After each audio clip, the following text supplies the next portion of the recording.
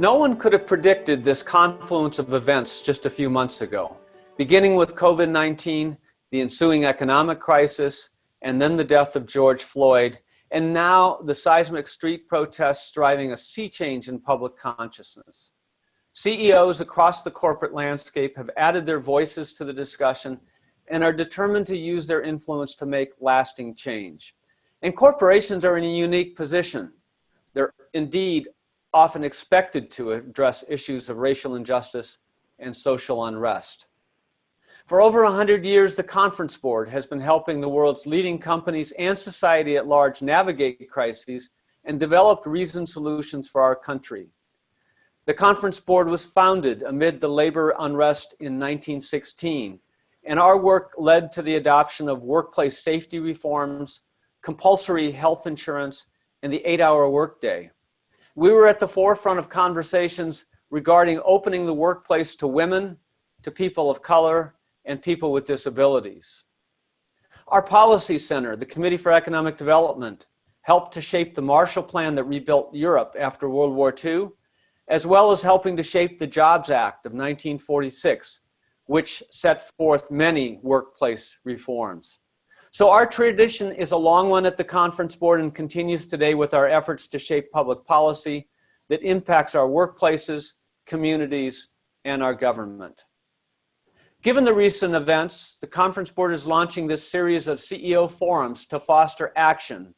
And we've entitled this series, Building a More Civil and Just Society. As trust in institutions erode, CEOs remain one of the most trusted groups in America, and their personal and corporate actions have the ability to drive this discussion and to inspire positive change in our country. So this series will feature CEOs from across American industry who are able to offer insights into the workplace, into economic opportunity, and so forth. We're very fortunate today to have Roger Ferguson join us.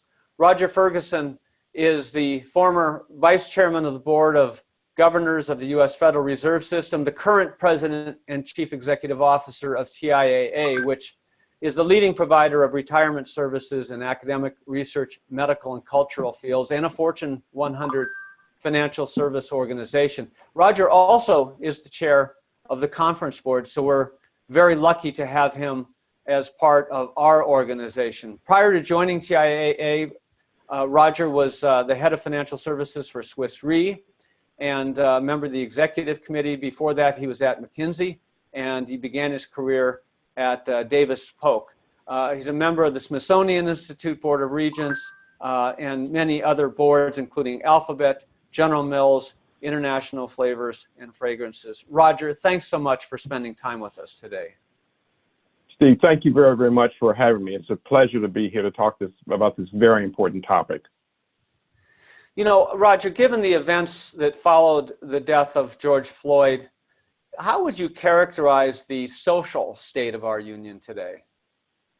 I think the social state of our union, unfortunately, is not good. You know, go back to the Lincoln speech about a house divided against itself, and that's really what this feels like.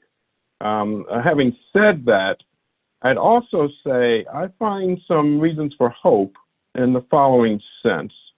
When we look at the peaceful protests, and the vast majority of them are peaceful, similar to some in the 50s and 60s, what we're seeing is a broad swath of America coming together around the same set of issues and concerns around social justice and inequality and racism, et cetera.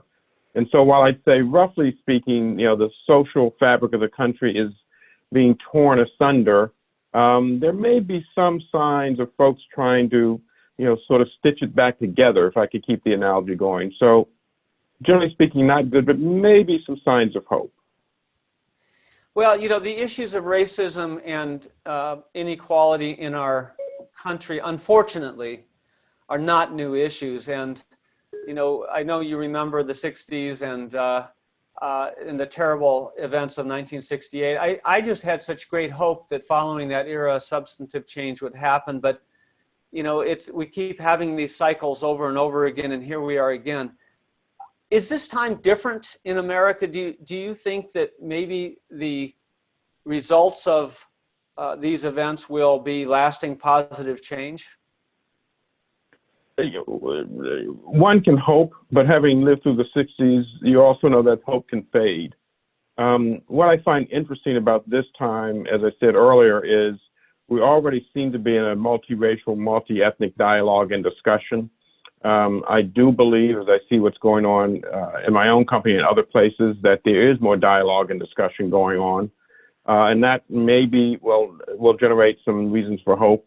The other thing I find, importantly different here is that America itself is on the cusp of becoming a much more diverse organization. We're soon going to be, as you know, majority minority. And that, I think, has to give us some sense that maybe the future might be different from the past, because the future is going to look really quite different in terms of that next generation or the one behind it. So people are emerging, I think, quite literally, one generation after another, in a world that's quite different. So, two reasons maybe to be more optimistic. America itself is changing and becoming a much more diverse society, where one can hope becomes harder to be, sort of overly, racially antagonistic. And secondly, I think the nature of the dialogue this time feels to me, in some sense, more raw, more honest, a recognition of privilege, a recognition of, perhaps systemic racism.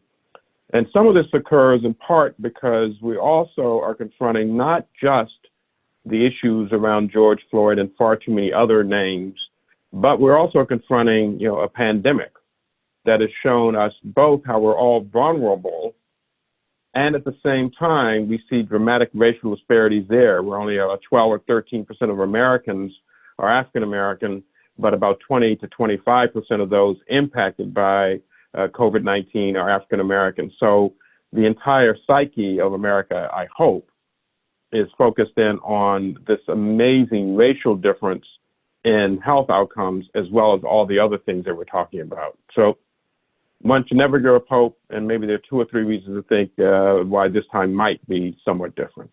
Yeah, those are really, really great points. Roger, I think, the video of George Floyd's death has just been splashed across the country. And if there's unanimity of any opinion, it is that this was a horrible, horrible thing, and it's terrible. But that's really an extreme case. I think what is really less recognized, certainly by the general population, is the kind of discrimination and the kind of experiences that are experienced every day. I don't know if you have any examples, but do you have any personal experiences of social injustice that you could share with us that have affected you or your family? Well, the honest answer is, I think, like all African Americans, I unfortunately had those experiences. I grew up in the 50s in Washington, D.C., when the public school system was, quite segregated.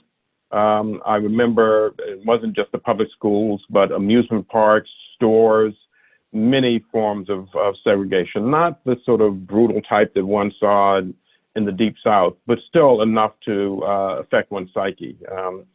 I remember very much as a kid, seeing an ad for what I now know is an all-white amusement park that was only 15 or 20 minutes away from my house. And yet, if we wanted to go to an amusement park for a Saturday, we had to drive, an hour and a half away. My parents never quite explained why that was the case, but there it was. I remember in high school, going to a very prestigious school here in Washington, D.C., and having someone call me, the inevitable N-word, the racial slur, very early on in my period there. Fortunately, I will say that individual 15 or 20 years later sent me a letter apologizing.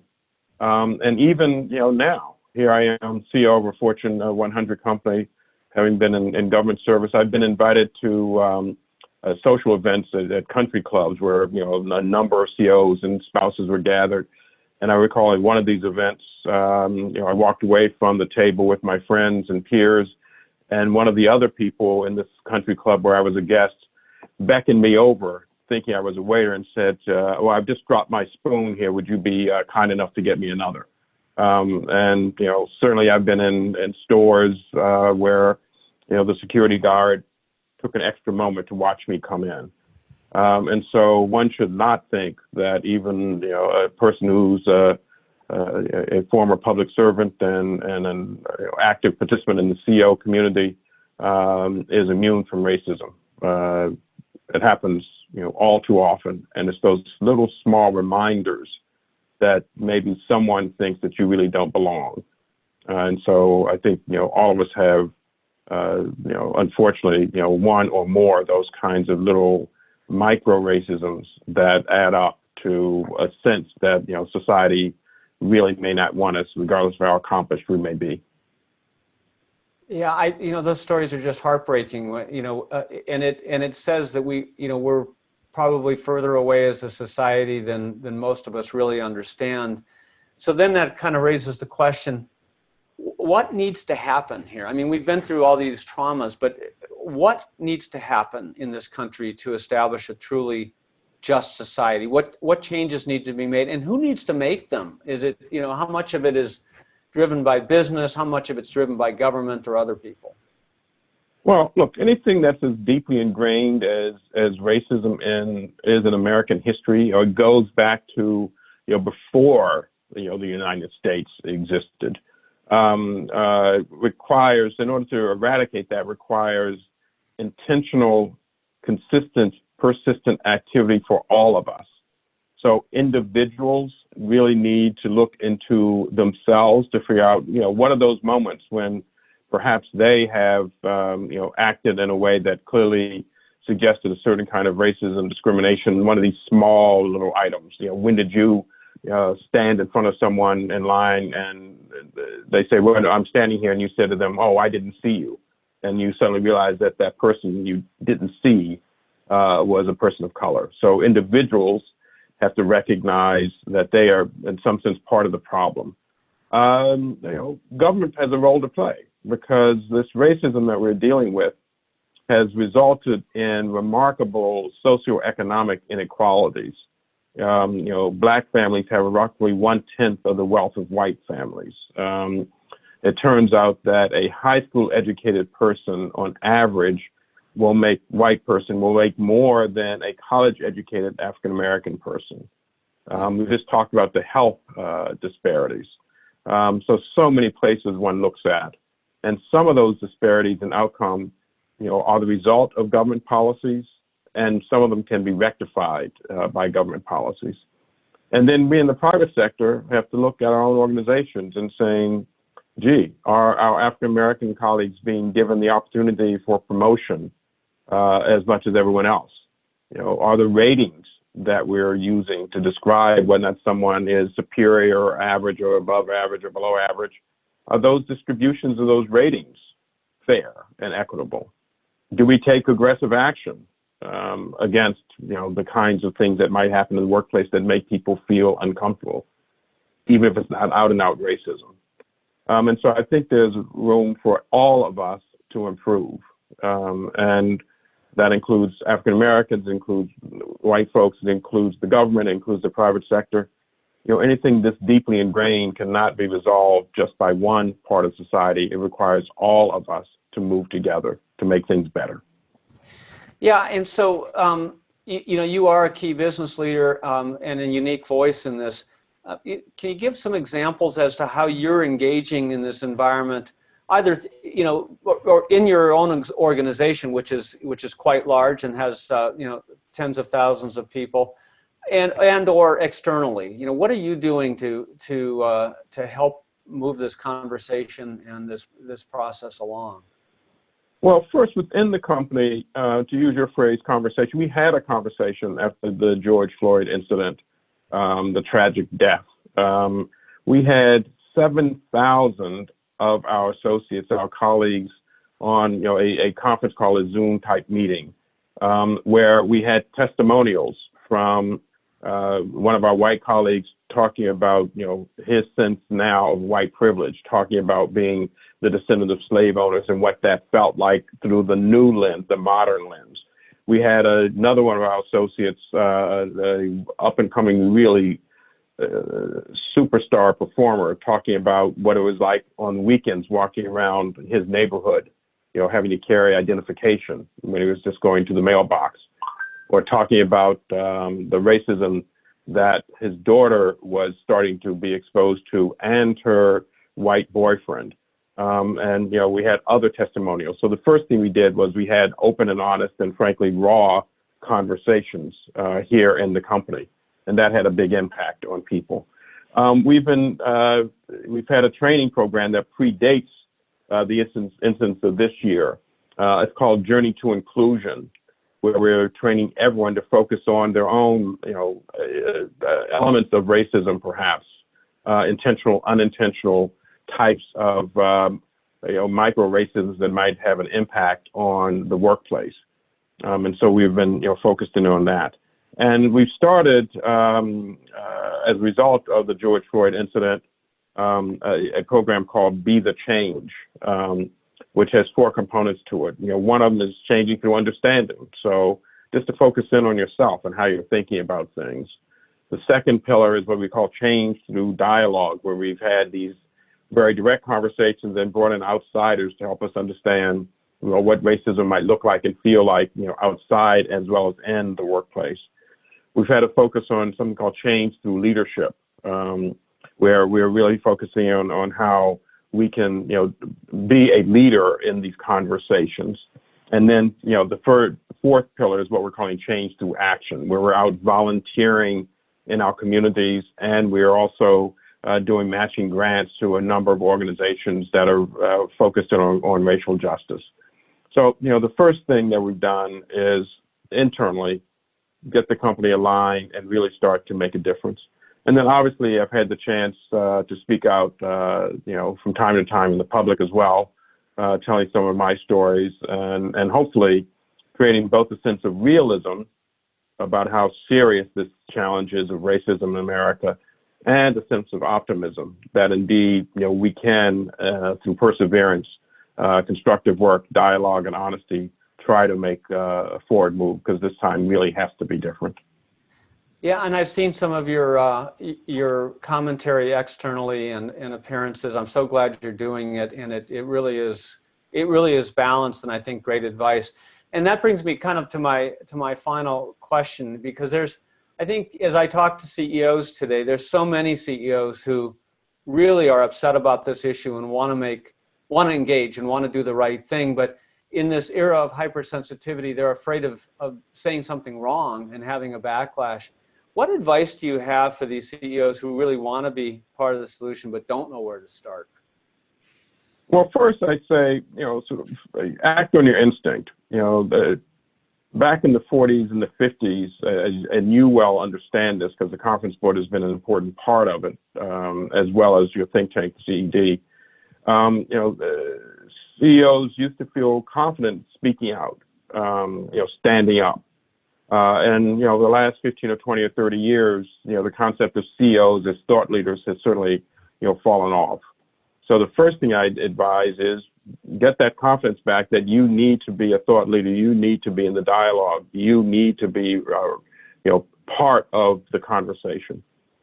Secondly, I would say be confident about working with, I would use the word a professional, sort of understand how one approaches this by talking to folks who may be able to guide you, a little bit, to avoid some of the potential pitfalls that do exist.